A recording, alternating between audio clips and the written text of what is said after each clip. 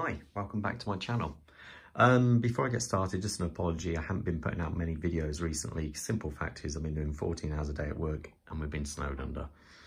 It will be that way for the next few weeks. But anyway, back to the review. If you've been following my channel, you might have seen the unboxing video I did of this watch a few weeks back. This is the Seiko SBDC065, but I think internationally I believe it's known as the SPB083, also known as the Great Blue Hole, which is a strange name, but there you go. Now, I've had this watch, as you can tell, for a few weeks, and I've really got used to it. And I have to say, I love it. I really do like this watch. Let's get into case specs first. So we've got a 44mm case diameter, but the bezel is actually smaller than that, around about 41, 42, I believe it is.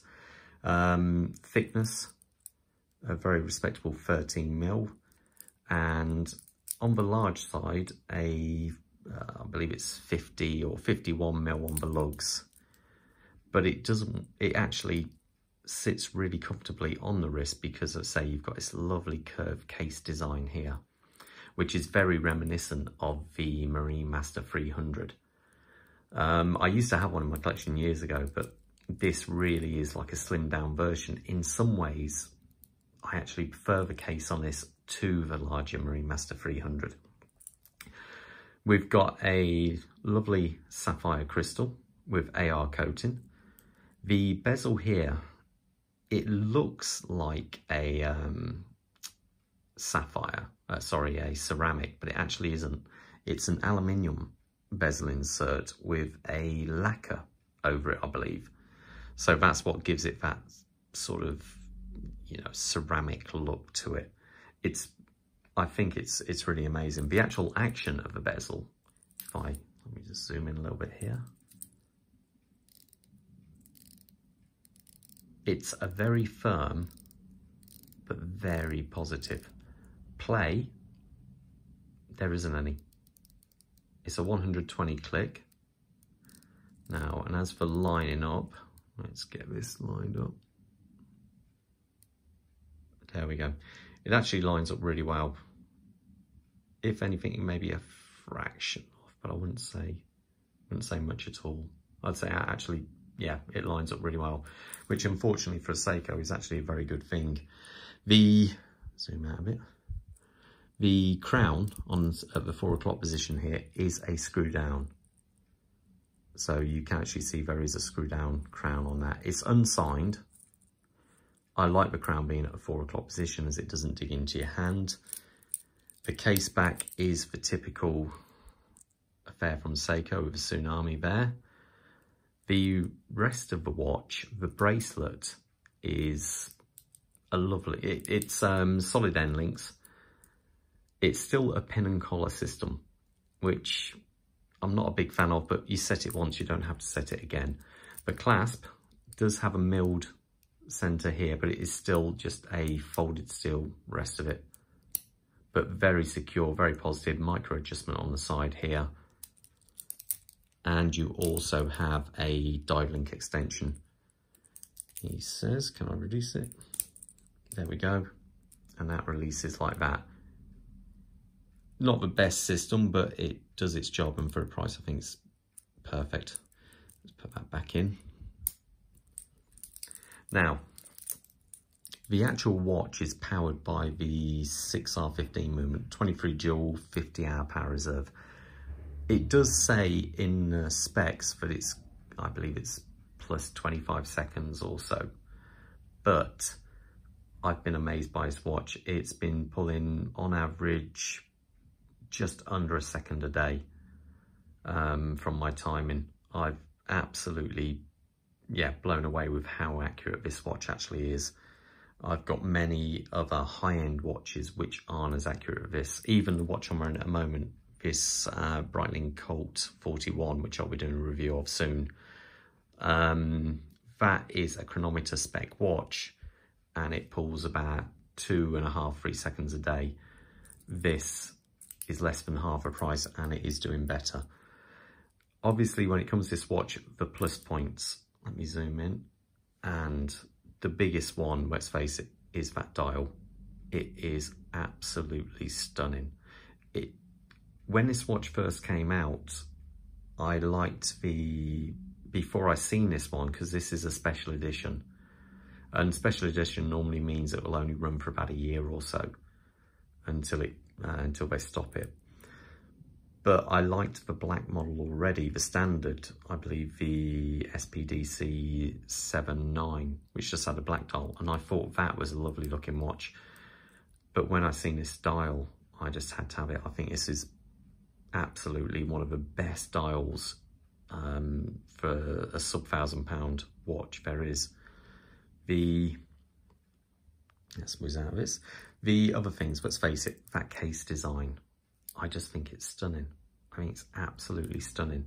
It's also coated with the Dia Shield, which is a special coating Seiko put on there to actually aid in scratch resistancy. And I can't really say how well it works. It's one of these things which you'll have to see over time, really, to see how many little scratches this picks up. But so far it's been really good, and I do wear this at work, and I have got a manual job, so you know, there is very high chances of picking up scratches or whatever, and so far this is really good. The other thing on this watch obviously is the lume. Seiko Luma Bright is one of the best looms out there, irrespective of any price point. I think, you know, Rolex have really good lume, but Seiko's at the minute, this is one of the few watches I've got with their new Luma Bright, which is supposed to be 33% stronger than some of the ones I have, which older Seiko models. And it's like a torch at night. This thing really does glow. Obviously I've mentioned the timekeeping. I do like the fact that there is only a date on this, not a day date. I feel that it's a lot, it keeps the dial a bit more even. When you've got the day date across there, sometimes I find it's just a bit over the top. I like to know what the date is, but the day, normally I'm pretty good on that one. So it's obviously got anti-magnetic, screw down count. Let me put it on the wrist so you can actually see also its wrist presence, which I think is just stunning.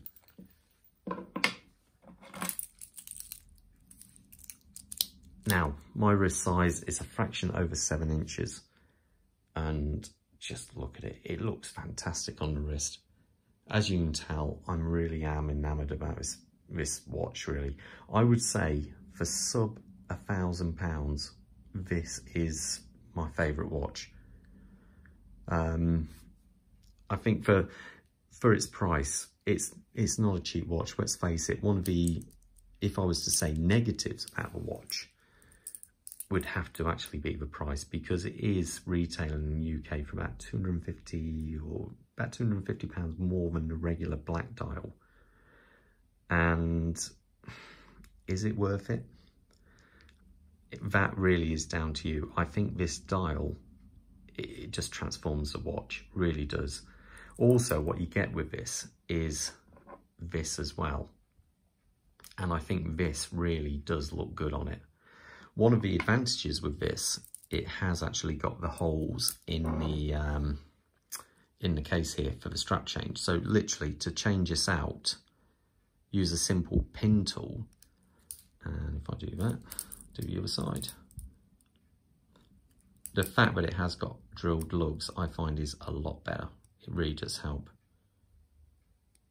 Let me just put this down so I can do it so I don't lose a spring bar. The other thing I do like about Seiko's is this. Their spring bars are big and fat.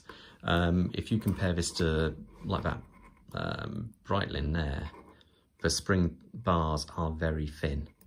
And most watches are, to be fair. I think it's only Seiko which have these fatter ones. But there we go, that's the bracelet off. This is I believe it's like a vulcanized rubber, so it is very soft, very pliable. It's got tubes also inside there. So what I mean is, you can see that metal insert. That makes it a lot more stronger, really. You're not just relying on the rubber to hold it in. And if I put that in there, There we go, heard that click very securely. And the next one. Now, one thing, I've done a video on this actually, I always put the spring bars in from the underside. Bit harder to do this and have a camera in front of you. That way, if you were to slip, you don't mark the front face of a watch.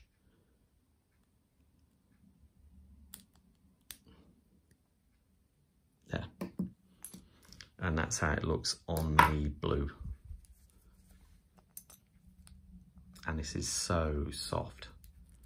Not like the old ones Seiko used to use back in the day. Obviously it's got this big, nice Seiko keeper there. That I have got a small mark across there, but that's easy to get rid of. And a very chunky clasp there, sorry, a pin and buckle. That's really nice, but when you put it on like this, again, it transforms the watch. You've got a more dressy version with the bracelet. And yet if I put this on, there we go. Suddenly it's a lot more kind of sporty looking. Obviously its intended purpose is as a dive watch. So this would be, I would have thought, more suited to that. But I think this is absolutely stunning. But is it worth more than the standard one? It depends really if you like that dial. I think the dial is stunning. Only other negative is maybe the pin and collar system, but really this at the minute is my favourite watch in the sub £1,000 bracket. Now, if you did want to get one of these, I would strongly recommend getting one sooner rather than later, because they will stop producing them soon. So they've been out now for over a year, so really they've got to be getting to the last lots of these. So, and I've got a feeling this watch, give it around about a few years down the line, and I think this watch will be a highly desirable collectible model. So if you want to get one, I'd strongly recommend getting it now. Anyway, there you go. That's my little review of the Seiko Great Blue Hole. I hope you enjoyed it, and I'll hopefully be getting more videos out in the next few weeks. Okay, all the best. Take care and stay safe out there. Bye.